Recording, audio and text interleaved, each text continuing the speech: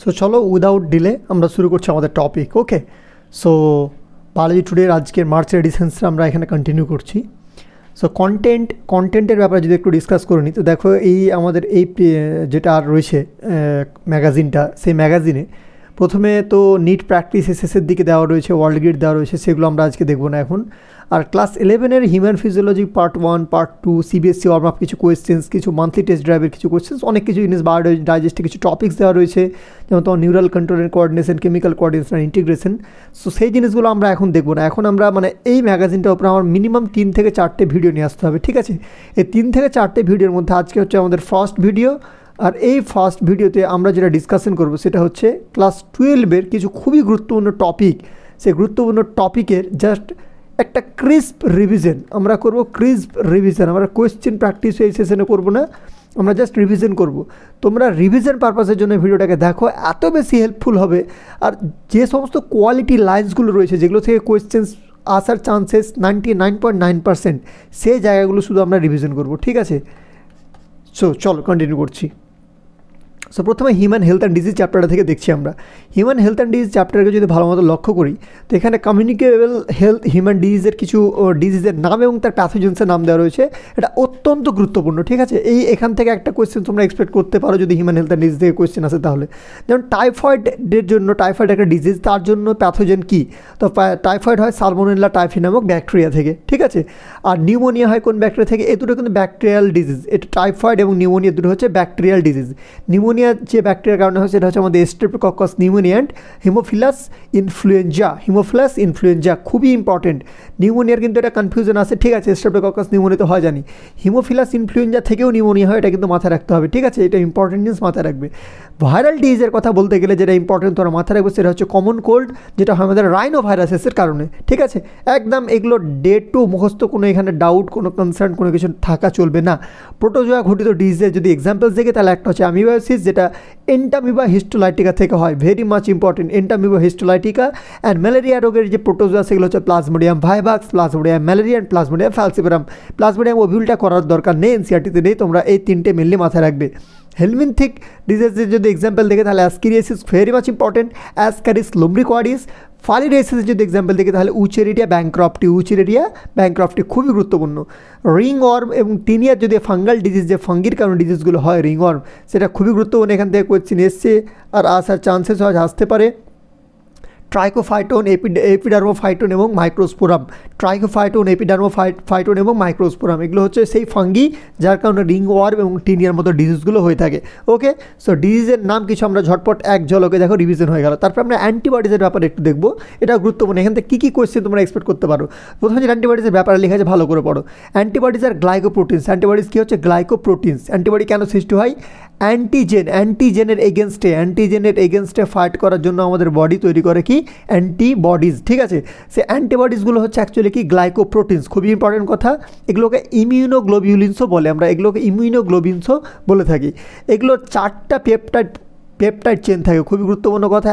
অ্যান্টিবডির ক্ষেত্রে 4টা peptide chain থাকে, যার মধ্যে 2টো লাইট চেন নামে পরিচিত এবং 2টো হেভি চেন নামে পরিচিত, ঠিক আছে?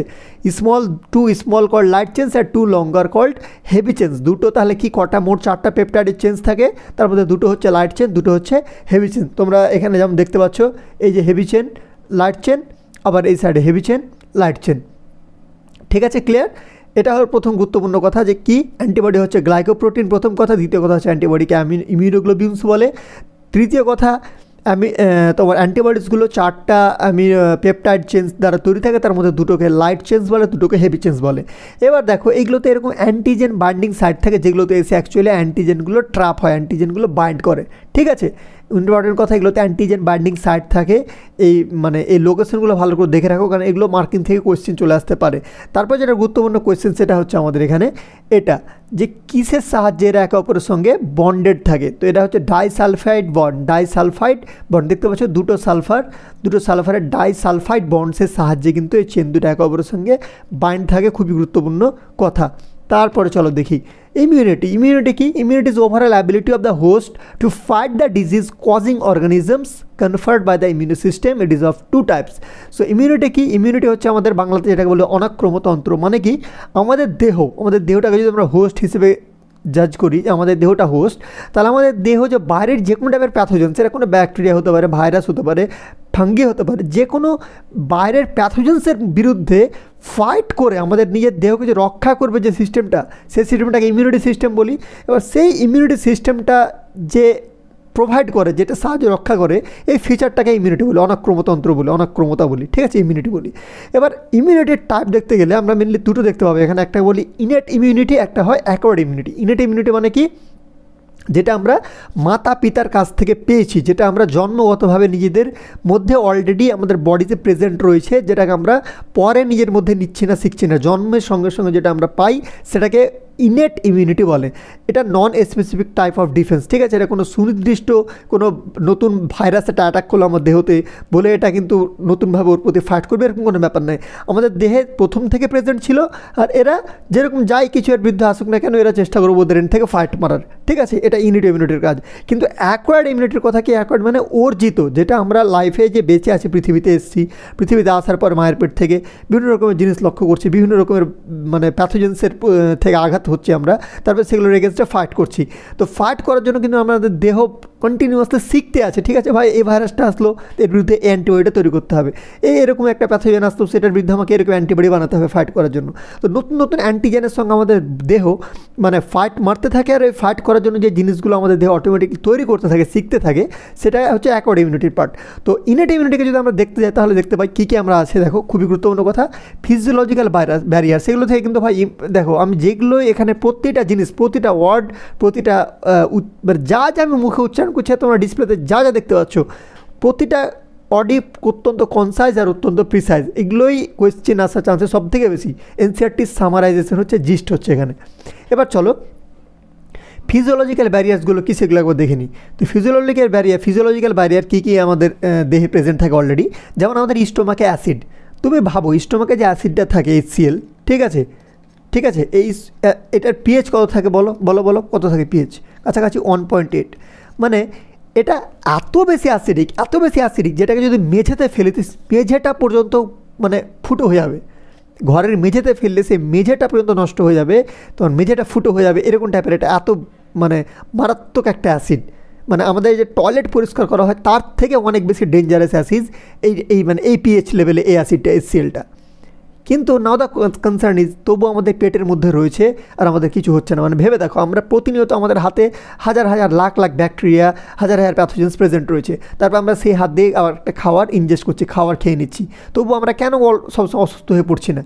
এই যে অ্যাসিডটা প্রেজেন্ট আছে আমাদের পেটে, যখনই খাদ্যের সঙ্গে কোনো এরকম প্যাথোজেন্স দেহের মধ্যে প্রবেশ করলো, কোনো মাইক্রো অর্গানিজম দেহের মধ্যে প্রবেশ করলো, ইনস্ট্যান্টলি অ্যাসিডে সেটা একদম ডিস্ট্রয় হয়ে যায়, ধ্বংস হয়ে যায়, ঠিক আছে। তো এটা হচ্ছে ফার্স্ট লাইনের একটা ফিজিওলজিক্যাল ব্যারিয়ার, যেটা আমাদের দেহে অলরেডি প্রেজেন্ট থাকে, ঠিক আছে। এটা মানে এরকম নয় যে শ্বেতাঙ্গদের থাকবে, কৃষ্ণাঙ্গদের থাকবে না, আর এই ধর্মের লোকের থাকবে, ওই ধর্মের লোক থাকবে না, এখানে কমপ্লিটলি মানে ইকুয়ালিটি আছে, সবার মধ্যে প্রেজেন্ট আছে, মানুষ মাত্রে সবার মধ্যে প্রেজেন্ট রয়েছে। নেক্সট হচ্ছে স্যালাইভা, যে স্যালাইভা আছে, সে স্যালাইভাতেও জানো এনজাইমস থাকে, সে স্যালাইভাতে এরকম ফিজিওলজিক্যাল ব্যারিয়ার্স প্রেজেন্ট থাকে, যা আমাদের দেহকে লাইসোজাইম থাকে, যেটা বিভিন্ন রকমের মাইক্রো অর্গানিজম থেকে আমাদের দেহকে প্রোটেক্ট করে। টিয়ার্স ফ্রম আইস, এই যে চোখের জল আসার কী কারণ, জল থাকার কী কারণ, চোখের যে জল, সেখানেও এনজাইমস থাকে, যা বিভিন্ন রকম চোখে যদি কোনো রকম ব্যাকটেরিয়া বা অন্য কোনো হার্মফুল প্যাথোজেন্স চোখের মধ্যে প্রবেশ করার চেষ্টা করে, তো সেটাকে কিন্তু চোখ ফার্স্ট লাইনের একটা ডিফেন্স হিসেবে এই টিয়ার্সটাকে ইউজ করে, ঠিক আছে। ক্লিয়ার? ফিজিওলজিক্যাল ব্যারিয়ার্স কী কী আছে ফিজিওলজিক্যাল ব্যারিয়ার্সের আন্ডারে বুঝে নাও, মুখস্থ করে নাও ভালো করে। ফিজিক্যাল ব্যারিয়ার্সে কী কী আছে, যে ফিজিক্যাল একদম ভৌতিকভাবে দেহের কী আছে, স্কিন, সব থেকে মোটা সিম্পল যেটা আমাদের প্রোটেকশন, সেটা হচ্ছে স্কিন। কী করবে, বাধা দেবে স্কিন ইজিলি। স্কিন না থাকলে কী হবে, স্কিন না থাকলে বুঝতে পারছো ইজিলি যে কোনো প্যাথোজেন্স খুব ইজিলি আমাদের ব্লাড ভেসেলসের সঙ্গে ইন্টারাক্ট করতে পারবে এবং অ্যাফেক্ট করবে আমাদের দেহকে। তো স্কিনটা ফার্স্ট লাইন একটা ব্যারিয়ার প্রোভাইড করে দেহকে। মিউকাস কোটিং অফ এপিথেলিয়ামের যে মিউকাস কোটিং থাকে, মিউকাসটা, সেই মিউকাস মেমব্রেনটা হেভিলি প্রোটেক্ট করে। সেলুলার ব্যারিয়ার্স, এখান থেকে ভাই কোয়েশ্চেন এক্সপেক্ট করতে পারো, ঠিক আছে, এখান থেকে খুব কোয়েশ্চেন আসেও। Cellular barriers, PMNL neutrophils, monocytes, NK cells, macrophages, মানে কি যতগুলো সেলস আমাদের দেহের মধ্যে প্রেজেন্ট আছে, যে সেলসগুলো আমাদের দেহে ইমিউনিটিতে সাহায্য করে, যেমন যে হোয়াইট ব্লাড সেলস, আমরা জানি হোয়াইট ব্লাড সেলসের পার্টিতে এগুলো, ঠিক আছে। হোয়াইট ব্লাড সেলসের তো পার্টি এগুলো নিউট্রোফিলস, মোনোসাইটস, ঠিক আছে, ন্যাচারাল কিলার সেলস, ম্যাক্রোফাজেস। তো এগুলো হচ্ছে সেলুলার ব্যারিয়ার, যে সেলসগুলো আমাদের দেহে। এবার মানলাম কি যে মানছি কোনো একটা প্যাথোজেন স্টোমাকে মরলো না, কোনো একটা প্যাথোজেন এমনভাবে আমাদের দেহের মধ্যে ঢুকলো, সেটা হয়তো স্টোমাকে থ্রুতে গেল না, অন্য কোথা দিয়ে গেল, তাহলে সেখানটাতে কী হবে, সেখানটাতে এই সেলুলার ব্যারিয়ার্সগুলো অ্যাক্টিভেট হয়ে যাবে এবং তারা সেটাকে ফ্যাগোসাইট করে তারা সেটাকে ধ্বংস করার চেষ্টা করবে। সাইটোকাইন ব্যারিয়ার্স মানে ইন্টারফেরেন্স খুবই ইম্পর্ট্যান্ট কথা। সাইটোকাইন ব্যারিয়ার্সের মধ্যে কী চলে আসে আমাদের ইন্টারফেরেন্স।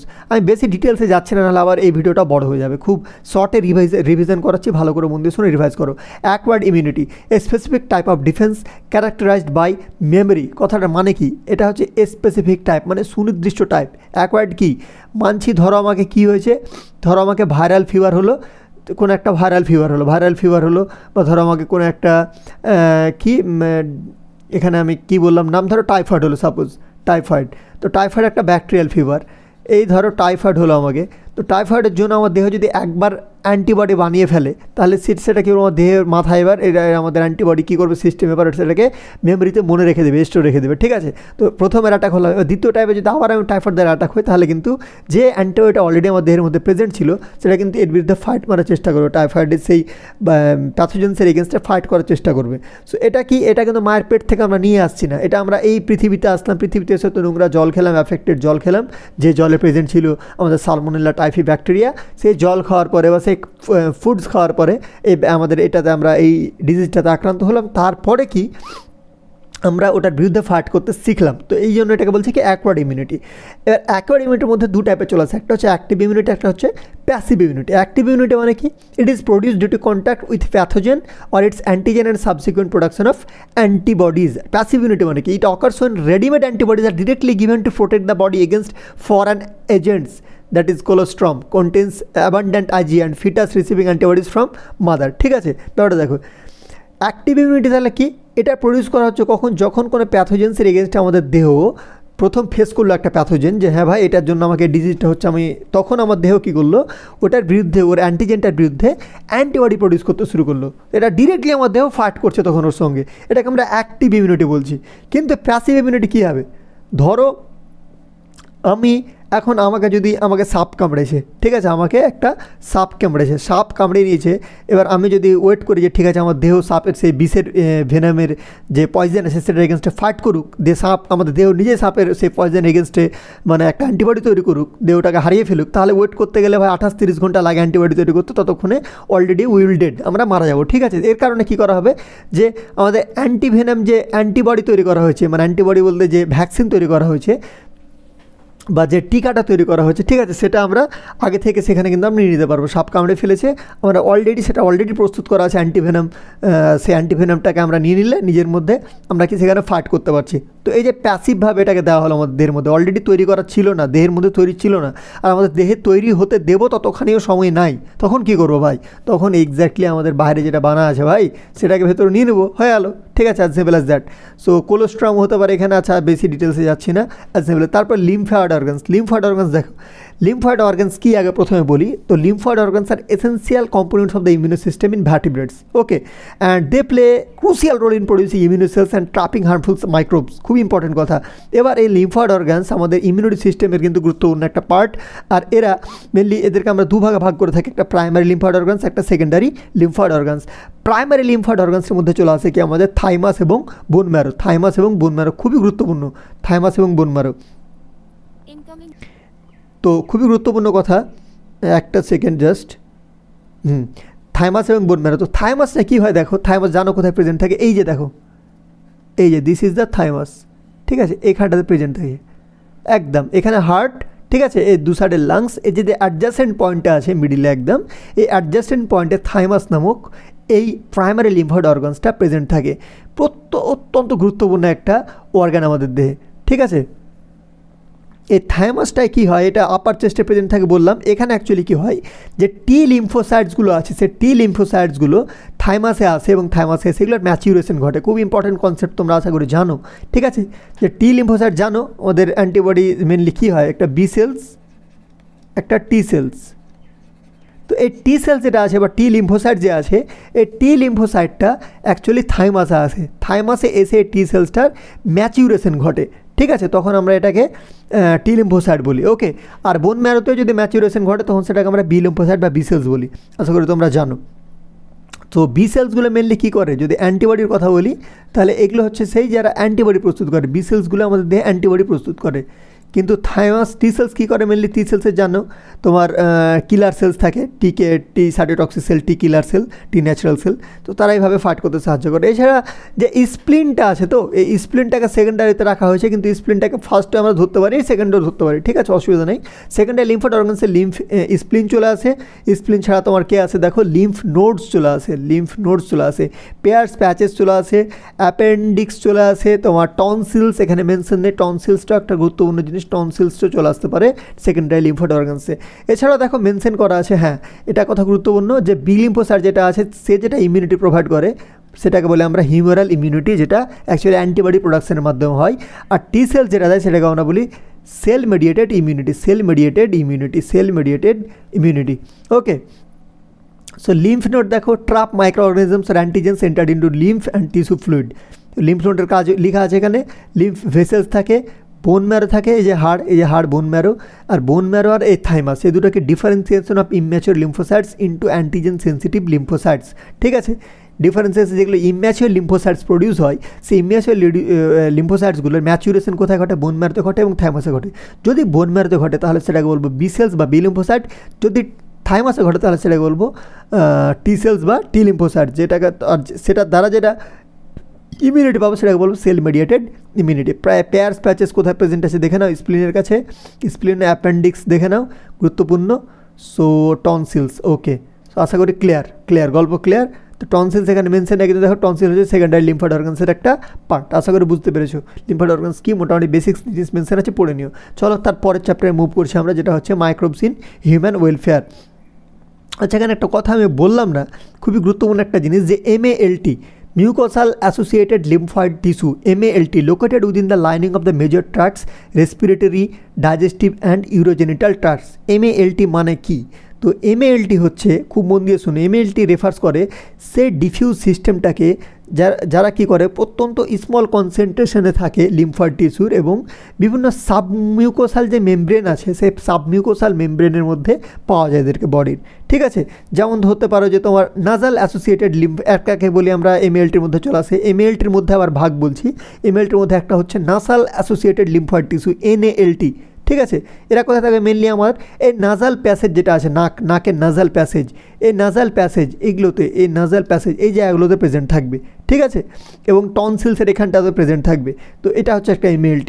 আরেকটা হতে পারে গাট অ্যাসোসিয়েটেড লিম্ফয়েড টিস্যু, মানে আমাদের গাট, ঠিক আছে, ডাইজেস্টিভ সিস্টেম, অ্যালিমেন্টারি যে ট্র্যাক্ট আছে সেই অ্যালিমেন্টারি ক্যানালে প্রেজেন্ট থাকতে পারে, সেই যে তার যে লেয়ার আছে টার্মিনাল ইলিয়াম পর্যন্ত, যে আমাদের ওখানে কি আছে আমার মিউকোসাল লেয়ার আছে, সেই লেয়ারে কিন্তু প্রেজেন্ট থাকতে পারে। তাছাড়া ব্রঙ্কাস, এই যে এখানে এই যে ব্রঙ্কাস এতে আমার লাংসে, সে লাংসের ব্রঙ্কাসের ওখানে প্রেজেন্ট থাকতে পারে, আর ব্রঙ্কাস অ্যাসোসিয়েটেড লিম্ফয়েড টিস্যু। তো এগুলোকে আমরা একসঙ্গে কি MALT বলি, মিউকোসাল অ্যাসোসিয়েটেড লিম্ফয়েড টিস্যু। এটা অত্যন্ত গুরুত্বপূর্ণ, ফুল ফর্মটাও জেনে রাখো, MALTর ফুল ফর্ম কি, মিউকোসাল অ্যাসোসিয়েটেড লিম্ফয়েড টিস্যু। কোথায় থাকে, যেমন বললাম রেসপিরেটরি মানে লাংসের যেটা কথা বললাম, ডাইজেস্টিভ গাটের কথা বললাম, ইউরোজেনিটাল ট্র্যাক্টস মানে আমার ইউরোজেনিটাল পার্টেও থাকতে পারে। ঠিক আছে, এরা মেনলি কী করে, ইমিউন রেসপন্স তৈরি করে বিভিন্ন স্পেসিফিক অ্যান্টিজেন্সের এগেনস্টে।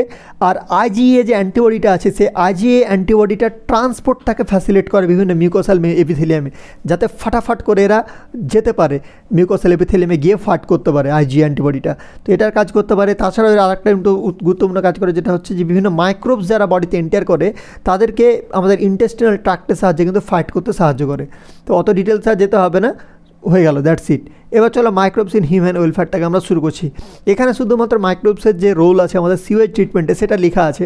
তার আগে আমি জাস্ট খুব মুখে ডিসকাস করছি, তোমরা মন দিয়ে একটু শুনে নাও। যে মাইক্রোবস যারা আছে এরা কিন্তু জানো অনেকগুলো কাজ করে। যদি আমি বলতে চাই যে হাউস হোল্ডে কাজ করে, প্রথমে আমি যদি বলি হাউস হোল্ড মানে বিভিন্ন বাড়ির কাজে মাইক্রোবস কাজে লাগে।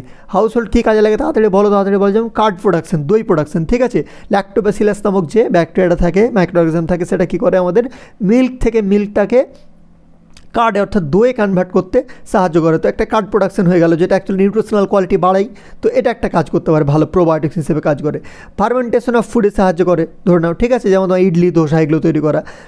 তারপরে তোমার গাট মাইক্রোবায়োটা যেটা আছে আমাদের পেটের মধ্যে দেখো ব্যাকটেরিয়া থাকে, ব্যাকটেরিয়াল ইনফেকশন হয়ে গেলে আবার আমাদের ফুড ইনডাইজেশন হতে শুরু করে, বদহজম হয়ে যায়, ডায়রিয়া হয়ে যায়, অনেক কিছু হতে পারে। কিন্তু আমাদের ব্যাকটেরিয়া পেটের মধ্যে মানে গাটের মধ্যে এত ইম্পর্ট্যান্ট ব্যাকটেরিয়া থাকে যে ব্যাকটেরিয়াগুলো আমাদের অ্যাকচুয়ালি কী করে, ডাইজেশনকে সাহায্য করে, বিভিন্ন নিউট্রিশনের অ্যাবজর্পশনে সাহায্য করে এবং ওভারঅল হেলথকে মেনটেন করতে সাহায্য করে। তো এগুলো হচ্ছে গুড ব্যাকটেরিয়া। এই যে গুড ব্যাকটেরিয়া যে মাইক্রোবায়োমটা আছে সেটা কিন্তু মানে এরাও ভালো ব্যাকটেরিয়া আন্ডারে আছে, ভালো মাইক্রোবস আন্ডারে আছে, যারা আমাদেরকে অ্যাকচুয়ালি হেল্প করে। আর তাছাড়া ইন্ডাস্ট্রিয়াল লেভেলে দেখতে গেলে আমরা এনজাইম, বিভিন্ন রকমের যে এনজাইম বানাই, ঠিক আছে, ওষুধ হিসেবে প্রোটিয়েজ, লাইপেজ, সেই এনজাইমগুলো বানাতে কাজে লাগে মাইক্রোবসরা।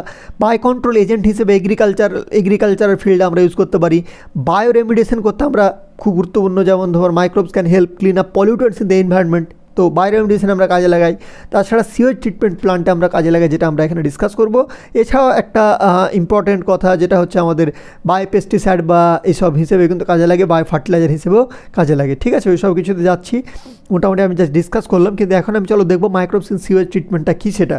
তো সিওয়েজ ট্রিটমেন্ট মানে জানো, সিওয়েজ মানে কি, যেটা আমাদের বিভিন্ন বাড়ি থেকে, বিভিন্ন পৌরসভার বিভিন্ন বাড়ির যে হাউসহোল্ড যে নোংরা পদার্থ, যে হাউসহোল্ডে যে কিচেন থেকে যে নোংরা পদার্থ আর বিভিন্ন রকমের নোংরা পদার্থগুলো যখন ড্রেনে মিশিয়ে দিয়ে যে নোংরা জলটা যায় সেটাকে সিওয়েজ বলি আমরা। তো ওটাকে ট্রিটমেন্ট করে থাকে, ওটাকে আমরা ডিরেক্টলি কোনো নদীতে, নালাতে বা পুকুরে বা সমুদ্রে ফেলতে পারবো না, আমাদেরকে আগে ওটাকে ট্রিটমেন্ট করতে হবে। তো ট্রিটমেন্ট করার জন্য দেখো 3টে মেনলি ট্রিটমেন্টের স্টেপ থাকে, একটা হচ্ছে প্রাইমারি স্টেপ, একটা হচ্ছে সেকেন্ডারি স্টেপ, একটা হচ্ছে টার্সিয়ারি স্টেপ।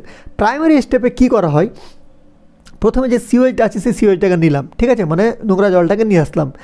নিয়ে আসার পরে একটা প্রথমে বার স্ক্রিন থাকে, মানে কি একটা বেসিক স্ক্রিন, ঠিক আছে, একটা বেসিক পর্দা, একটা ঝিল্লি লাগানো আছে বেসিক, ঠিক আছে, মানে ছাকনি টাইপের লাগানো আছে, যেখানে কি হয় ওই সিওয়েজের মধ্যে যেগুলো বড় বড় ডেব্রিজ ভাসছে, বড় বড় কিছু ফ্লোটিং জিনিস ভাসছে, বড় বড় পদার্থ ভাসছে, ঠিক আছে, সেগুলো আগে ভাই যেহেতু উপর জিনিস, বড় জিনিস, তো ওগুলো কি ইজিলি ওই ঝিল্লিটাতে, মানে ওই ছাকনিটাতে ছেঁকে গেল, ইজিলি ওগুলো রিমুভ হয়ে গেল। শুধু জলটা, নোংরা জলটা, কর্দমাক্ত যে জলটা আছে সেটা ভেতরে পাস করে গেল।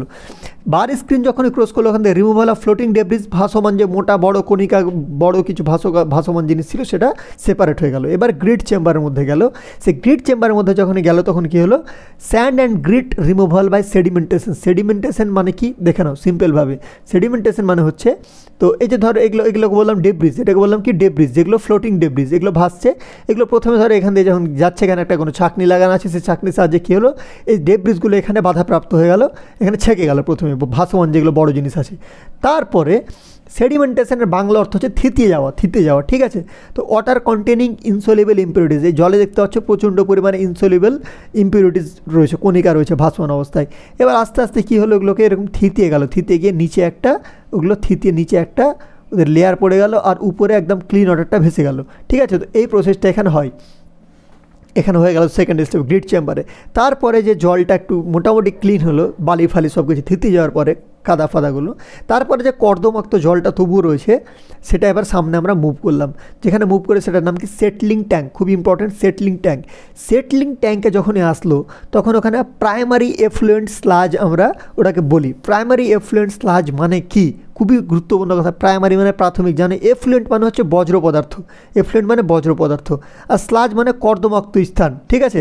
তো যে বজ্রটা কর্দমাক্ত, যে বজ্রটাতে প্রচণ্ড পরিমাণে এখনও কাদা, ধুলি, বালি এসব কিছু প্রেজেন্ট রয়েছে, সেগুলো কী হলো, এখানে যখন প্রবেশ করলো, এখানে প্রবেশ করার পর আস্তে আস্তে কিন্তু এভাবে থিতাতে শুরু করে, দেখছো এখানে নিচে থিতাতে লেগেছে, থিতাতে এখানে কিন্তু নিচের দিকে যেগুলো মোটা ভারী কাদা আছে, সে কাদাগুলো ডেফিনেটলি ভারী জিনিসগুলো নিচের দিকে বসতে থাকলো।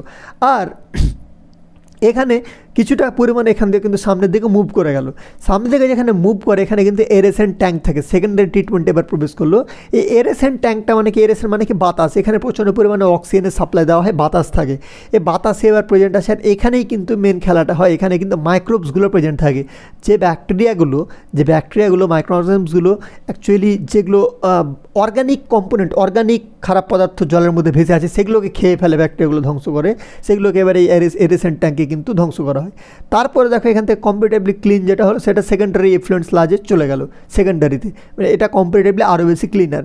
তবুও যদি এখানে কিছু বেঁচে থাকে তাহলে সেটা কিন্তু কম্পারেটিভলি আবার এখান দিয়ে নিচে এখানে ঢুকে গেল। এগুলো থেকে যদি এখানে কিছু বেঁচে থাকে তাহলে কিন্তু সেটা আবার এখান দিয়ে নিচে এসে কিন্তু আলটিমেটলি স্লাজ ডাইজেস্টারে চলে আসে। স্লাজ ডাইজেস্টার মানে কি, স্লাজ মানে কাদা, আর কাদা ডাইজেস্টার মানে কি, যেখানে এগুলো থেকে অ্যাকচুয়ালি সে কাদাগুলোকে ডাইজেস্ট করে করে ভেঙে ভেঙে নিচের দিকে নামাবে। একটা স্লাজ ড্রাইং বেড আছে যেখানে অ্যাকচুয়ালি এসে সে কাদাগুলো একদম একসঙ্গে জমাটবদ্ধ হচ্ছে, যেটাকে ফার্দার বিভিন্ন রকম কাজে লাগানো যেতে পারে। হয়ে গেল স্কিপ। এবার এখানে কিন্তু হেভি পরিমাণে ব্যাকটেরিয়াল ব্যাপার খেলা চললো। এখানে মেন রোলটা থাকে আমাদের এই মাইক্রোবসের। এই মাইক্রোবসে যে আমরা রোলটা পড়ছি, তো এই মাইক্রোবসের রোলটা মেনলি এখানে থাকে এরেশন ট্যাঙ্কে। এখানে এরা কী করে, মাইক্রোবসগুলো প্রচণ্ড পরিমাণে অক্সিজেনকে ইউটিলাইজ করে, এবং অক্সিজেনকে ইউটিলাইজ করার পরে যেগুলো অর্গানিক পলিউটেন্ট প্রেজেন্ট থাকে, সো অর্গানিক পলিউটেন্টগুলোকে ডাইজেস্ট করে ফেলে এই জায়গাটাতে। জলটা কম্পারেটিভলি অনেকটা শুদ্ধ হলো। এবার জলটা শুদ্ধ তো হলো, কিন্তু জলে প্রেজেন্ট রয়েছে ব্যাকটেরিয়া, ঠিক আছে। তো এবার কী করা হয়, ডিসইনফেকশন ট্যাঙ্কে পাঠানো হয়, যেটা টার্সিয়ারি ট্রিটমেন্টের আন্ডার আছে। এখানে ক্লোরিন বা ইভিলাইটেড ট্রিটমেন্টের সাহায্যে ব্যাকটেরিয়াগুলোকে কিল করা হয়। তারপরে যে জলটা বেরোলো সেটাকে আমরা ইজিলি রিভার, লেক বা কোনো ওশানে আমরা ট্রান্সফার করে দিতে পারি, ঠিক আছে। এটা হলো মোটামুটি একটা খেলা, যেটা বললাম সেটা আমি এখানে ছবিতে দেখাচ্ছি, একবার দেখে নাও।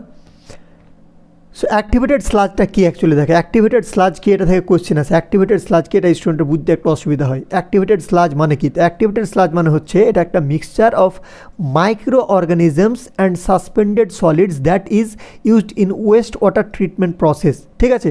তো এই অ্যাক্টিভেটেড স্লাজটা হচ্ছে অ্যাকচুয়ালি মিক্সচার, কিসের মিক্সচার, ওই সাসপেন্ডেড সলিড যেগুলো উল্টাপাল্টা সলিড ম্যাটেরিয়াল প্রেজেন্ট আছে সেগুলোর, আর যে মাইক্রো অর্গানিজম ব্যাকটেরিয়াগুলো প্রেজেন্ট আছে সেগুলোর, হ্যাঁ। আর it contains aerobic micro organisms, যে এরোবিক মানে কি অক্সিজেন ইউজ করে যে মাইক্রো অর্গানিজমগুলো প্রেজেন্ট আছে, যেমন ব্যাকটেরিয়া বা প্রোটোজিয়া, তারা এখানে কিন্তু তারা এখানে প্রেজেন্ট থাকে।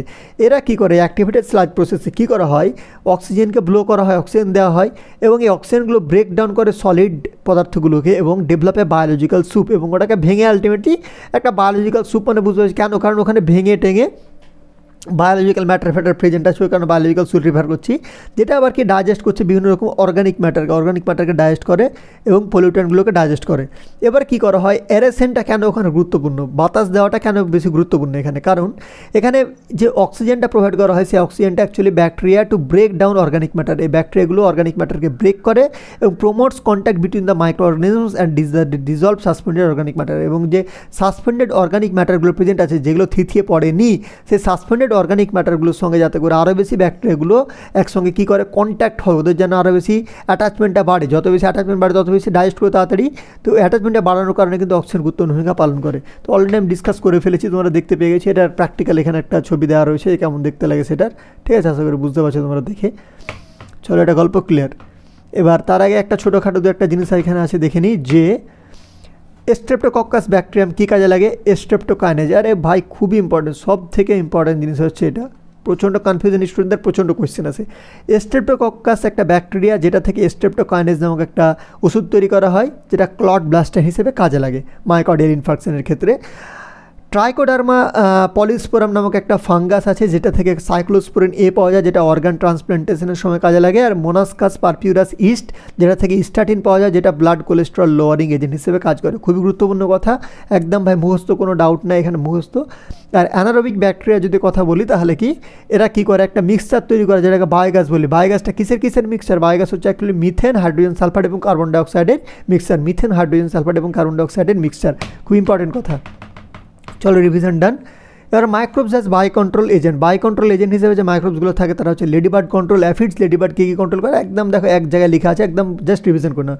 লেডিবার্ড কন্ট্রোল করে অ্যাফিডকে, ড্রাগন ফ্লাইজ কন্ট্রোল করে মসকিউটোকে, ব্যাসিলাস থুরিনজেন্সিস কন্ট্রোল করে বাটারফ্লাই ক্যাটারপিলার্সকে, ট্রাইকোডার্মা কন্ট্রোল প্লান্ট প্যাথোজেন্স, এবং ব্যাকিউলো ভাইরাস যেগুলো আছে যেমন nucleopolyhedrovirus control insects and arthropods, very important. Okay, এর বায়োটেকনোলজি ঢুকছে। বায়োটেকনোলজির প্রিন্সিপালস অ্যান্ড প্রসেস থেকে দেখো ইম্পর্টেন্ট কথা, tools of recombinant DNA technology দেখতে চাই তাহলে ইকিউ এরা জানো, খুবই ইম্পর্টেন্ট একটা আমাদের রেস্ট্রিকশন এনজাইম। সে রেস্ট্রিকশন এনজাইমের মধ্যে দেখো ইকোআরআই, তো ইকোআরআইয়ের ই হচ্ছে কি জেনাসের নাম, যেটা হচ্ছে এস্চেরিচিয়া, সি হচ্ছে স্পিসিস কোলাই আর সিও দিয়ে, আর আর হচ্ছে আমাদের নেম অফ স্ট্রেনের নাম, আর এখানে 1 হচ্ছে বা ইকোআর1 বা ইকোআর অর্ডার অফ আইসোলেশন 1, ঠিক আছে, ইকোআর1, সো এটা হচ্ছে অর্ডার অফ আইসোলেশন, ক্লিয়ার।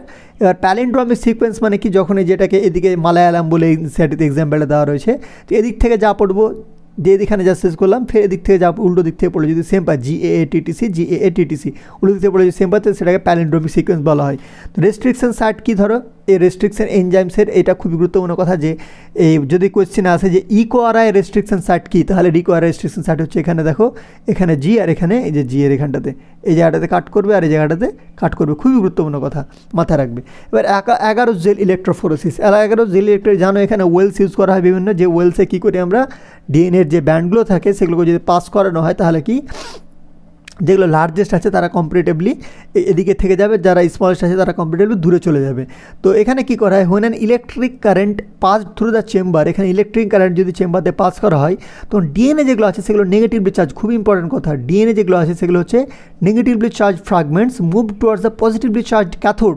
ঠিক আছে, ডিএনএ হচ্ছে নেগেটিভলি চার্জ, এদিকে ধরো পজিটিভলি চার্জ ক্যাথোড লাগা আছে, এই ক্যাথোডের দিকে নেগেটিভলি চার্জগুলো মুভ করতে শুরু করবে।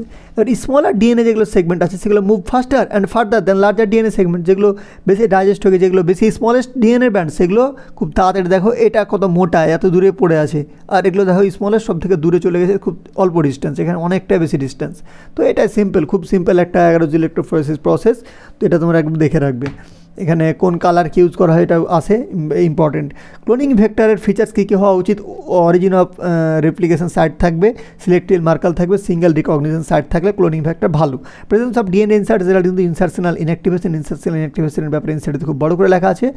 এখানে যেটা জিনিস ইনসার্টিতে লেখা আছে ওটার একটা জিস্ট লেখা আছে যে alpha galactosidase and the colonies do not produce any colour. ঠিক আছে, presence of DNA insert results into insertional inactivation, যদি ডিএনএ ইনসার্টেড থাকে তাহলে কী হবে, আলফা গ্যালাক্টোসাইডেজের কী হবে, তাহলে যে কলোনিটা সেখানে তৈরি হবে সেটা do not produce any colour, কোনো কালার প্রডিউস করবে না।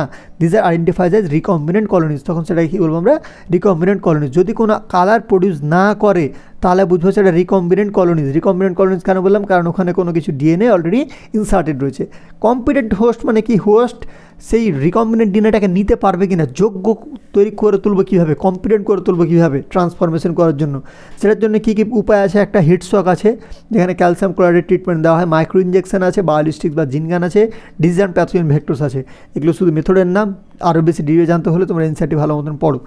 ইউনিক রিকগনিশন সাইট যদি PBR 322 ব্যাপারে দেখি তাহলে দেখো PBR 3 রিকগনিশন সাইটস কী দেওয়া আছে, PST1, PVE1, EcoR1, CLA1, HINT3,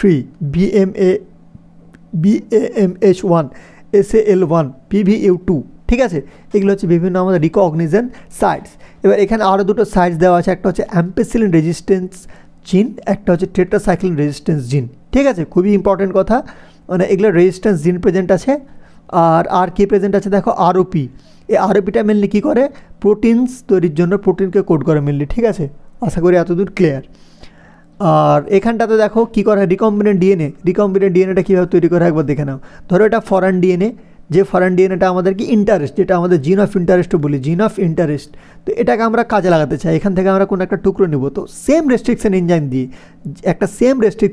দিয়ে আমরা এই ফরেন ডিএনএটাকেও কাটবো, আর আমাদের যে ভেক্টর আছে মানে প্লাজমিড আছে, সে প্লাজমিডটাকেও কাটবো সেম জায়গা দিয়ে। তো এর যে জায়গাটা কাটবে এরও এইভাবে একই রকমভাবে কাটবে, মানে একই রকমভাবে স্টিক এন্ডগুলো তৈরি হবে। এবার কি করব, লাইগেজ নামক যে মলিকুলার গ্লু আছে সে লাইগেজ দিয়ে আমরা এই টুকরোটাকে এখানে টুক করে জয়েন করে দেবো। দেখো জয়েন করা হয়েছে, জয়েন করে দিলাম। জয়েন করার পরে এটা যেটা তৈরি হয় এটাকে আমরা বলি রিকম্বিনেন্ট ডিএনএ। ওকে, এবার এটাকে যখন আমরা ভেতর প্রবেশ করি ট্রান্সফরমেশন পদ্ধতির সাহায্যে, ট্রান্সফরমেশন কীভাবে করা হতে পারে, হিট শক দিয়ে করা হতে পারে, micro injection, biolistic gene gun, disease and pathogen vector, সেগুলো দিয়ে করা হতে পারে। ঠিক আছে, তো ট্রান্সফরমেশন করে এগুলো যখন এবার হোস্ট সেলের প্রথমে ট্রান্সফরমেশন করে ইকোলাই দেবো, ইকোলাই থেকে সে সেল ডিভাইডেড সেলের সংখ্যা অনেকটা বাড়বে, এবার সেটাকে তখন হোস্ট সেলে দেবো, সে হোস্ট সেলে গিয়ে আলটিমেট নিজের যেটা আমরা ফিনোটাইপ এক্সপ্রেশনটা চাই সেই এক্সপ্রেশনটা দেবে। পিসিআর খুবই ইম্পর্টেন্ট একটা টেকনিক, বারবার পিওআইকিউ সেখান থেকে এসছে। PCR nothing but the amplification of DNA in vitro. ঠিক আছে, ইনভিট্রো প্রসেসের সাহায্যে ডিএনএর অ্যাম্পলিফাই করাটাকে আমরা পিসিআর বলি। এর তিনটি স্টেপ আছে, খুব ইম্পর্টেন্ট। প্রথমটা স্টেপ হচ্ছে ডিন্যাচুরেশন, এখানে হাই টেম্পারেচার ইউজ করা হয়। এই হাই টেম্পারেচারটা হচ্ছে সেই কারণ যেখানে কী হয় অ্যাকচুয়ালি এই যে ডিএনএ যেরকম ডাবল স্ট্যান্ডটা আছে, এটা হাই টেম্পারেচার ইউজ করার কারণে এরকম সিঙ্গেল স্ট্যান্ডার্ডে পৃথক হয়ে যায়। ঠিক আছে, এই হাই টেম্পারেচারের কারণে separation of two DNA strand, এটাকে বলে ডিন্যাচুরেশন। এবার যে সিঙ্গেল স্ট্র্যান্ড হয়ে গেল, এবার এখানে কী হবে, অ্যানিলিং প্রসেস হবে। অ্যানিলিং মানে কী হবে, এখানে প্রাইমারগুলো এরকম সাইডে এসে প্রাইমারগুলো এসে জুড়ে যাবে। ঠিক আছে, প্রাইমার এসে জুড়ে যাবে। প্রাইমার জুড়ে যাওয়ার পরে, প্রাইমার মানে কি, small chemically synthesised oligonucleotide complementary of regions of DNA anneal to each of single standard DNA. এবার কী হয়, সিঙ্গেল স্ট্যান্ডার্ড ডিএনএ এগুলোতে এসে কী করে, এরকম প্রাইমারগুলো জুড়ে যায়। প্রাইমারগুলো জুড়ে যাওয়ার পরে এক্সটেনশন প্রসেসটা শুরু হবে। এক্সটেনশনটা কী করা হয়, এখানে ট্যাগ ডিএনএ পলিমারেজ নামক একটা এনজাইম আছে, এটা খুব গুরুত্বপূর্ণ, যেটাকে আমরা কোথা থেকে কালেক্ট করি, থার্মাস অ্যাকোয়াটিকাস নামক একটা ব্যাকটেরিয়া থেকে কালেক্ট করি, থার্মাস অ্যাকোয়াটিকাস, যেটা তোমরা জানো অলরেডি, আমি এগুলোর উপর শর্ট ভিডিও বানিয়ে রেখেছি অনেক। থার্মাস অ্যাকোয়াটিকাস, ঠিক আছে, উষ্ণ প্রস্রবণে পাওয়া যায় ব্যাকটেরিয়াগুলোকে। তো এই ট্যাগ ডিএনএ পলিমারেজটা এখান থেকে আইসোলেট করা হয়। এরা কী করে, যে ডিএনটিপিসগুলো আছে, ডাইনিউক্লিওটাইড ট্রাইফসফেটস, এই ডাইনিউক্লিওটাইডসগুলোকে কী করে, ডিএনটিপিসগুলোকে এই প্রাইমারগুলো এরকম জুড়তে থাকে, আর এরকম এদের নতুন নতুন একটা করে চেন এরকম করে বাড়াতে থাকে, ঠিক আছে, এদিকে বাড়াতে থাকে, যার একটা নতুন, এবার এখানে একটা নতুন চেন হয়ে যাবে, এখানে একটা নতুন চেন হয়ে যাবে, ঠিক আছে, বুঝতে পেরেছো কথাটা? তো এটা হচ্ছে এক্সটেনশন, এই প্রসেসটা 3টে স্টেপ পিসিআরের। বায়োটেকনোলজির অ্যাপ্লিকেশন দেখতে গেলে টিস্যু কালচার কি, প্লান্ট টিস্যু কালচার একটা টেকনিক, যেটা সাহায্যে কি কোনো গ্রোয়িং প্লান্ট সেলস বা টিস্যুস বা অর্গানস বা স্পেশালি কোনো আর্টিফিশিয়াল স্টেরিলাইজ নিউট্রিয়েন্ট মিডিয়ামে রেখে আমরা সেটাকে কন্ট্রোল এনভায়রনমেন্টাল কন্ডিশনসে স্টোরেজ করে রাখতে পারি বা কোনো ফার্দার রিসার্চের কাজে লাগাতে পারি। প্রোটিনস প্রডিউস বাই বিটি, ব্যাসিলাস থুরিনজেন্সিস কিল লেপিডোপ্টেরান্স, খুব ইম্পর্টেন্ট শর্ট নোট, একদম শর্ট নোট, মুখস্থ করে নাও, ইম্পর্টেন্ট। টবাক্কো বার্ডওয়ার্ম, লেপিডোপ্টেরান্স কাকে, বিটি কাকে কিল করে, লেপিডোপ্টেরান্সে কিল করে। লেপিডোপ্টেরান্সের আন্ডারে কে আছে, টবাক্কো বার্ডওয়ার্ম এবং আর্মিওয়ার্ম। কোলেপ্টেরান্সের আন্ডারে কে আছে, বিটলস। ডিপটেরান্সের আন্ডারে কে আছে, ফ্লাইজ অ্যান্ড মসকিউটোস, খুবই ইম্পর্টেন্ট। ক্রাই-1 AC এবং ক্রাই-2 AB হচ্ছে দুটো জিন, যে জিন দুটো কী করে, কটন বোলওয়ার্মসকে কন্ট্রোল করে। আর ক্রাই-1 AB হচ্ছে একটা জিন, যে জিনটা কর্ন বোরারকে কন্ট্রোল করে, খুবই ইম্পর্টেন্ট, যত কম বলো ততই কম, একদম পুরো মুহূর্ত করো। প্রথম ট্রান্সজেনিক কাউয়ের নাম কি, রোজি কী করেছিল, হিউম্যান ল্যাকটালবুমিন এনরিচড মিল্ক প্রডিউস করেছিল, ঠিক আছে, এই জন্য এটাকে তৈরি করেছিলাম, খুবই ইম্পর্টেন্ট। আলফা-1 ট্রিপসিন এমফাইসেমা ট্রিটমেন্টে কাজে লাগে, এর থেকে শর্ট আর ক্রিস্প নোট হতেই পারে না ভাই। লাস্ট কনসেপ্ট চলো আজকের আমাদের, লাস্ট কনসেপ্টটা হচ্ছে কি, বিটি টক্সিন কীভাবে কী করে, ব্যাসিলাস থুরিনজেন্সিস যে টক্সিন আছে সেটা ইনসেক্টকে কী করে হত্যা করতে সাহায্য করে। তো এখানে আমরা কী করলাম, দেখো এটা একটা পাতা, এটা আমরা পাতা কোনো একটা ক্রপ, যে ক্রপটাকে আমরা অলরেডি মডিফাই করেছি, ঠিক আছে। এই ক্রপটা কী করছে, এই যে খারাপ একটা কোনো মানে ইনসেক্ট খাচ্ছে, আমরা চাইছি কি এই ইনসেক্টটাকে কন্ট্রোল করব, ইনসেক্টটা যেন এই পাতাগুলো খেতে না পারে আর খেলে যেন মরে যায়। তার কারণে কী করা হলো, এটার মধ্যে প্রেজেন্ট আছে, দেখো, লার্ভা ইনজেস্ট ক্রাইপ্রোটিনস ক্রিস্টাল, ক্রাইপ্রোটিনস জিনটা এই পাতার মধ্যে প্রেজেন্ট আছে, ঠিক আছে। এই ক্রাইপ্রোটিন জিনটাকে যখন এই লার্ভাটা খেলো, এই পোকাটা খেলো, তখন কী হলো, এই ক্রিস্টালটা কী করলো, এই স্পোরের সঙ্গে বাইন্ড করে গেল।